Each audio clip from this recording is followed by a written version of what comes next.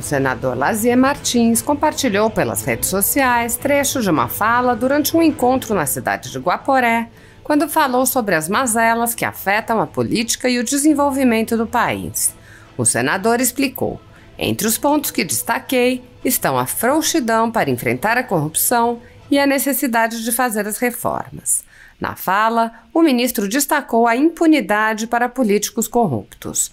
O senador disse: senadores e deputados não são julgados por causa desse acordo espúrio entre Congresso Nacional e o Supremo Tribunal Federal.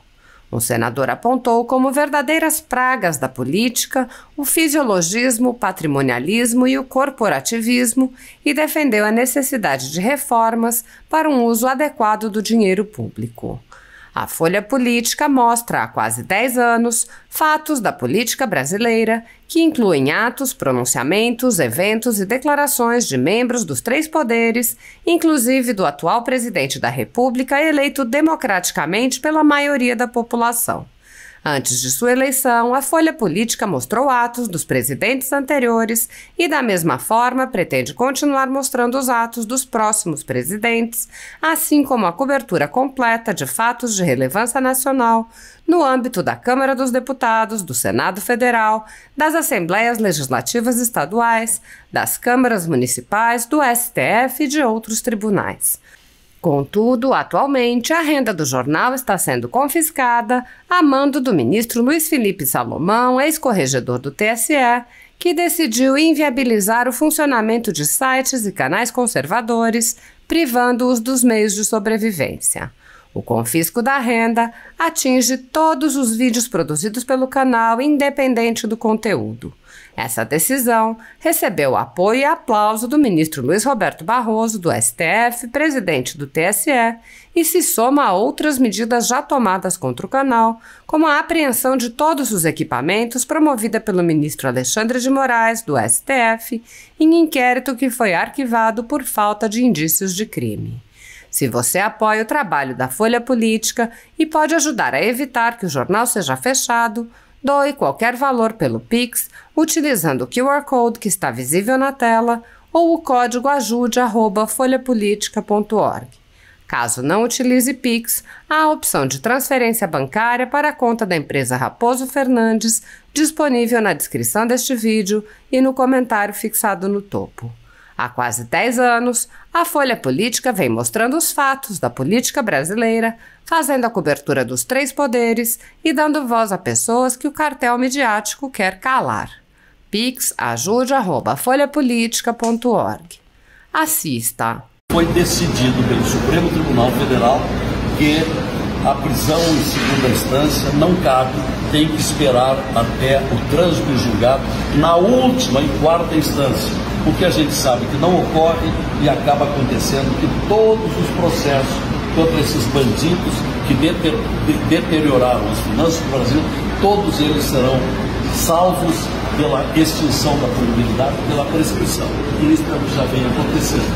Inclusive, os próprios senadores e deputados que cometeram crimes não são julgados por causa desse acordo espúrio entre o Congresso Nacional e o Supremo Tribunal Federal. Porque uma das marcas que caracterizam muito a política hoje, e só mesmo estando lá dentro para perceber, são verdadeiras pragas, chamadas fisiologismo, o famoso toma lá da cá, parlamentares que só votam a favor se recebe uma compensação, as negociatas, ou então a chegada de grandes empresários, como aconteceu com as empreiteiras, pagando poupudas propinas para que vote ou crie projetos que os beneficiem.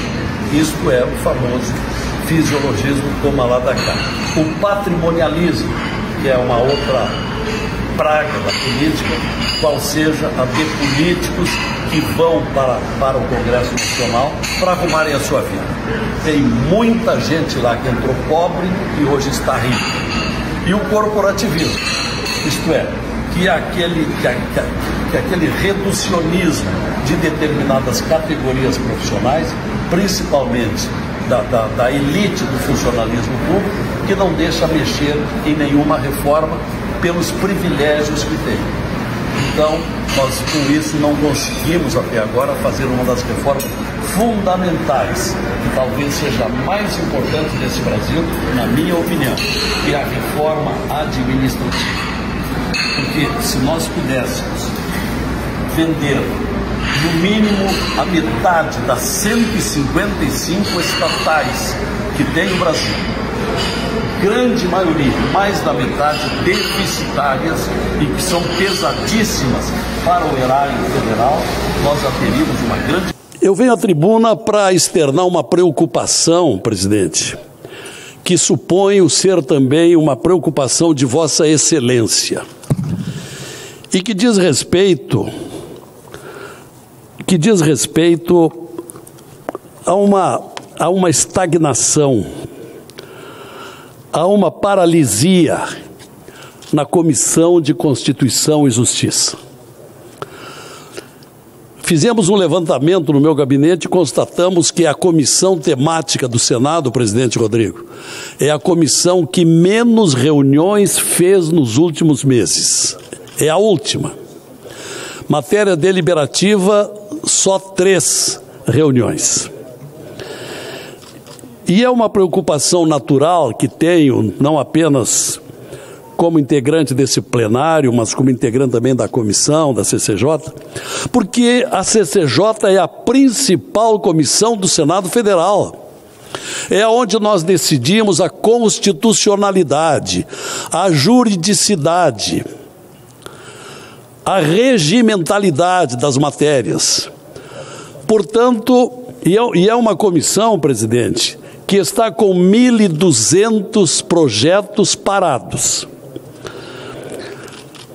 E é uma comissão, sabemos todos, e os telespectadores também que acompanham, que é, além de julgar estes requisitos, é a comissão que avalia indicações para ministérios, para o Supremo Tribunal Federal, para as embaixadas, para importantes conselhos como o Conselho Nacional de Justiça, Conselho do Ministério Público. E essa nossa comissão não se reúne. É, portanto, uma gama de atribuições muito relevantes e que tem reflexos em órgãos externos ao Senado Federal. Para se ter uma ideia, existem na CCJ, presidente, Vossa Excelência sabe disso, 1.198 proposições aguardando designação de relator. Dentre elas, as indicações de autoridades, como para o Ministério Público, que está quase paralisado. Além disso, existem 214 projetos com relatórios prontos para entrar em pauta na comissão. Então, presidente, é evidente que o Congresso Nacional, de forma geral, sofre uma redução de suas atividades em função da pandemia da Covid, mas desde o início desse ano, as outras comissões permanentes do Senado já conseguiram ser instaladas e a maioria consegue fazer reuniões regularmente, inclusive de forma híbrida. No entanto, desde o início desta sessão legislativa, a nossa CCJ vem sofrendo um verdadeiro apagão legislativo. A despeito da importância que tem, a CCJ reuniu-se apenas 12 vezes, contando como matérias deliberativas apenas 3, desde o dia 24 de fevereiro deste ano de 2021. Dessas 12 reuniões, repito, apenas 3 foram deliberações com votações efetivas de projetos de lei.